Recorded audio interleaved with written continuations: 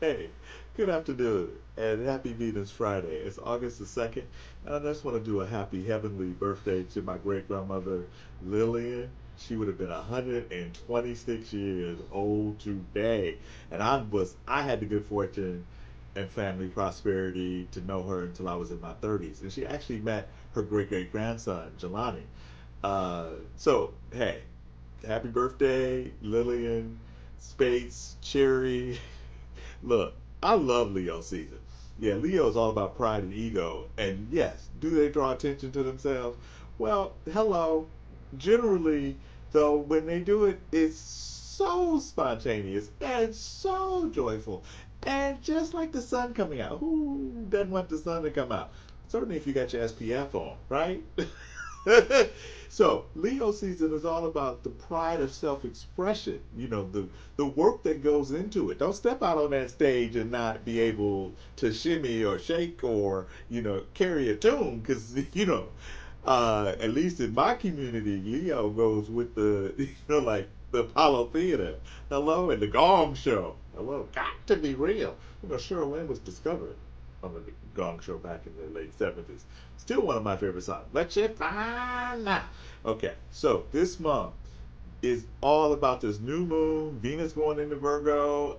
Just know that with Mercury in retrograde, just sit down. Set your intentions. And since he's moving from Virgo back into Leo, that's a sweet spot of self expression and then the you critique yourself. Because Virgo as a mutable sign is dualistic. It's transgendered. It's male and female and a little bit of both.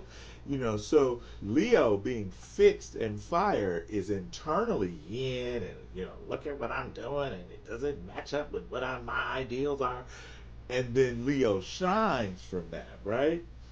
But it may review or may not review. It may take it in your criticism or not. But Virgo being mutable or adaptable can express and critique itself almost at the same time. Hello, they. So when you lean into your male and female energies and you have that internal communication, which ideally we all need to move in that direction in our own ideal playground, that we can extrovertedly put an expression out and at the same time intuitively receive or listen to what the audience is saying, whether that's just being attuned to body language or facial expressions or tones or whatever. But the point is that this Mercury retrograde is in this Leo Virgo energy of how do we use our ego? And I love to say the ego is like a costume you put on and you take off. So it needs to be comfortable with strings. So those of us who are, those proverbial cat on a hot tin roof every time Mercury goes retrograde, you're missing the point. All retrogrades are about the soul, about your intentions. It's about seeing your life in an evolutionary arc. So, just hmm, just rest, zoom out in the sense that resist the temptation to take everything so personally. Now Virgo is more likely to take your criticism of its work or its craft personally, but who they are and what they're doing, not so much. Leo, as a fire sign, can lean more into that taking everything personally, like Aries or Sagittarius. However, if your pride is wounded, then that means you got some pride there in the first place. And you also know when it's wounded that it may not have been serving the intentions of taking care of everyone's best interest. So the signs that need to be really, and I'm going to turn this music down a little bit. The signs that are highlighted are those Mercury ruled signs, Gemini and Virgo, and then by extension, Sag and Pisces.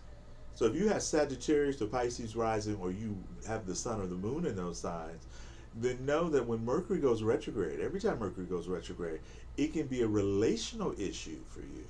That the conflicts that you've been putting off are sweeping under the rug, particularly if you're evening star Venus.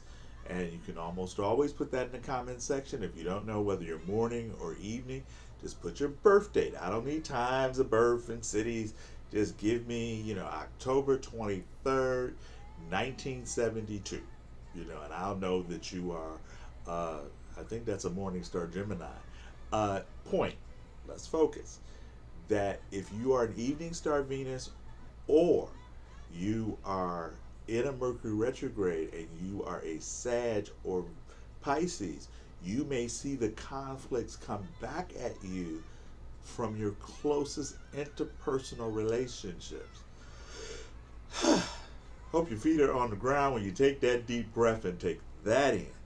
And then those of us who are fixed, Taurus, Leo, Scorpio, Aquarius, Mercury retrogrades are an excellent time, no matter where they occur in the friendly skies, for us to release our attachments to the control of plans.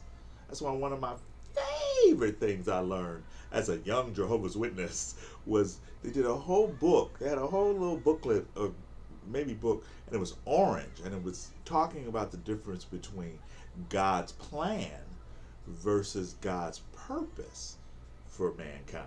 So, hey, if we start seeing our inspiration and the expression of inspiration as our being God-like, or being gods in of ourselves, take out all that patriarchal bullshit, because we can talk about being, the goddess embodiment. So that's that energetic balance right there. Mm-hmm. Mm-hmm. Yeah, take that one in too.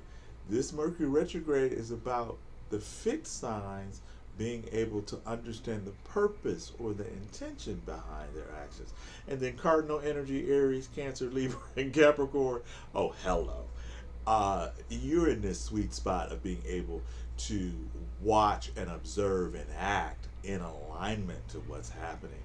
Certainly the Aries folk with that solar eclipse in their sun sign season in April. So anything that you need to reformulate, excellent time to do it. Cancer, hey, look over those bank accounts, look over how you network in order to create more value for you and yours.